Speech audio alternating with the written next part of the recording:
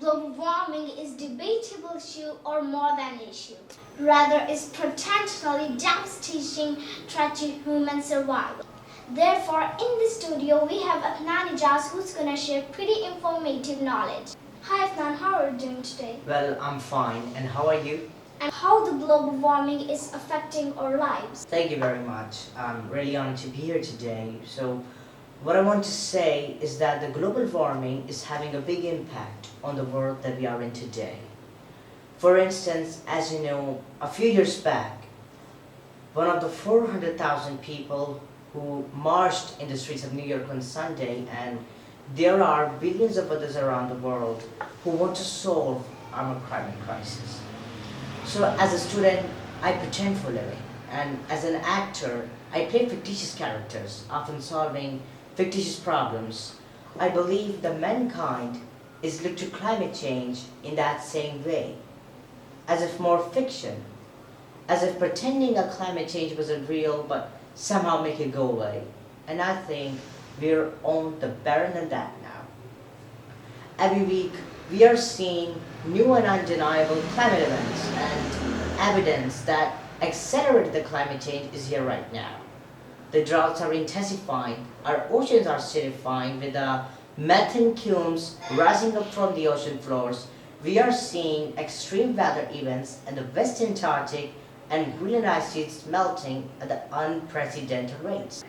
So much so, people who are living in this planet, being citizens of this planet, do you think are they well aware of this devastation? Of course, everybody knows it, the scientific community knows it, industries knows it, and even the United States military knows this.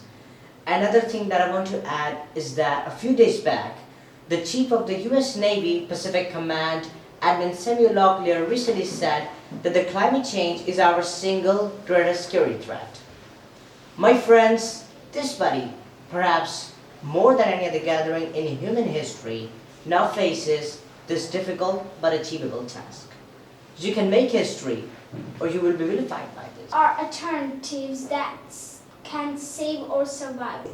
Well, as far as initiatives are concerned, first of all, it doesn't mean to change your light bulbs or buy a hybrid car.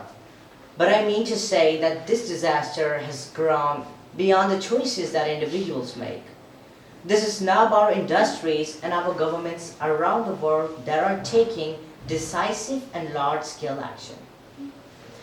The action that is needed is that, first of all, we need to put a price tag on carbon emissions, and we need to eliminate the government subsidies that are concerned in the oil, coal, and gas companies. We need to end the free-rising industrial polluters that are given in the name of free marketing economy. They do not deserve our tax dollars, they deserve our scrutiny. And the economy for itself will die if our ecosystem collapses. Are alternatives that can save or The renewable energy is not only achievable, but good economic policy. And to be clear, this is not a partisan discussion. It's a human one: clean air, a livable climate, and renewable human rights.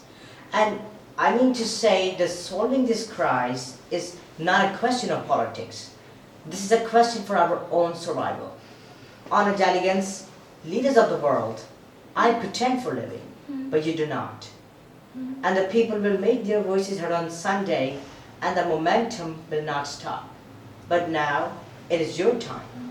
The time to answer humankind's greatest challenges now. We beg of you to face it with courage and honesty. Thank you.